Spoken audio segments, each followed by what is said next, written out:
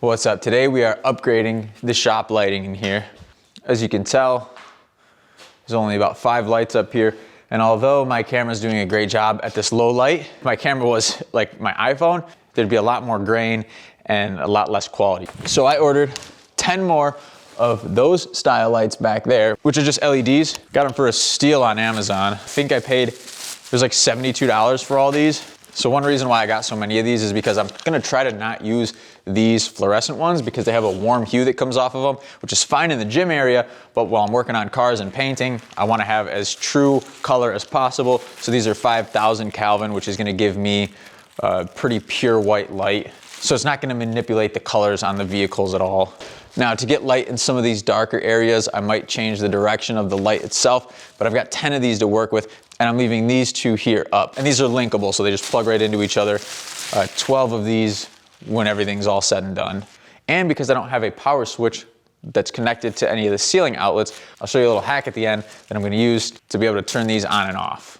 Now I don't necessarily care for these to hang from the ceilings, so I'm not gonna be using the chain. So what I'm gonna do is take these brackets, figure out the distance from this side of the light to this side of the light, and then use these lines in the plywood to keep everything running parallel. And since these lights are so light, no pun intended, since they don't weigh a lot, and since my ceiling here is plywood, I only need one of those little screws per mount to be able to fix these to the ceiling.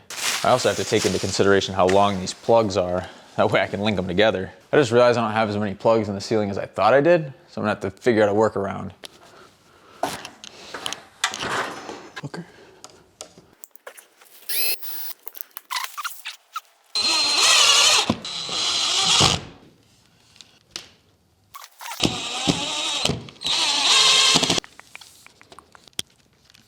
And now that I know exactly where each light's gonna line up, I'm gonna mark it out first. So I'm using the light to measure the length of the cord. The cord's just shy of a foot longer than the light. So as long as I'm somewhere around here. So now I can mark up the lines with the Sharpie. Then screw all the mounting brackets in.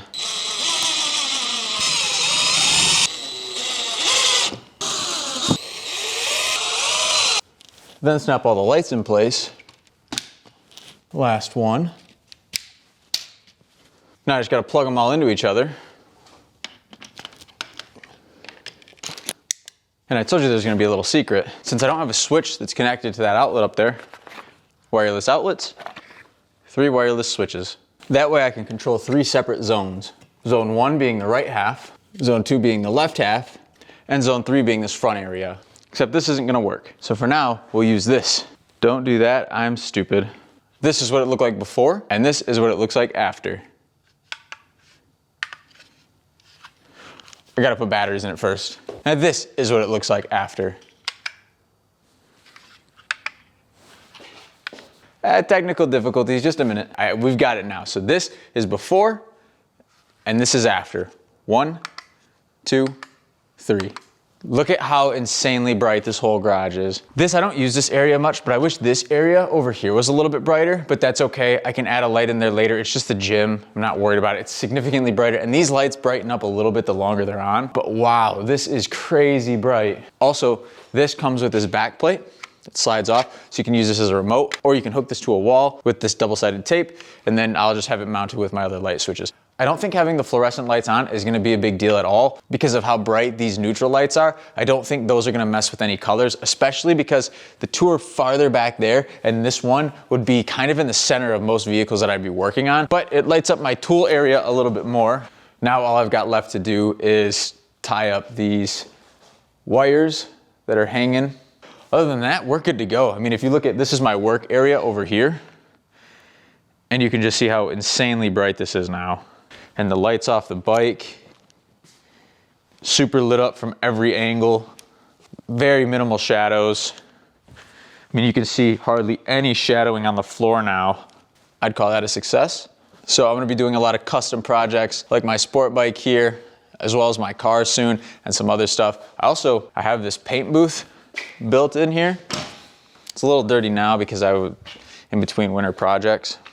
This paint booth is pretty much as bright as the garage now. These are actually 6,500 Kelvin, so it's a little bit blue in here, which I don't necessarily love because this is where I paint most everything, but I never do any like blending in here. This is all my small project stuff, my motorcycles, if I'm doing a one bumper type thing. So I'm never like color matching in here. So this is more important that this is true white hue. The wall and the floor doesn't help either because of the color tones, but you kind of get what I'm saying. Working on these BBS rims.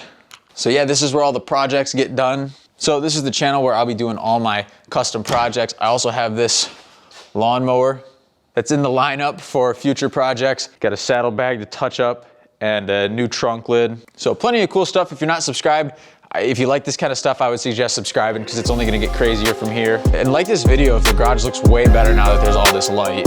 Anyways, thanks for watching. We'll see you next time.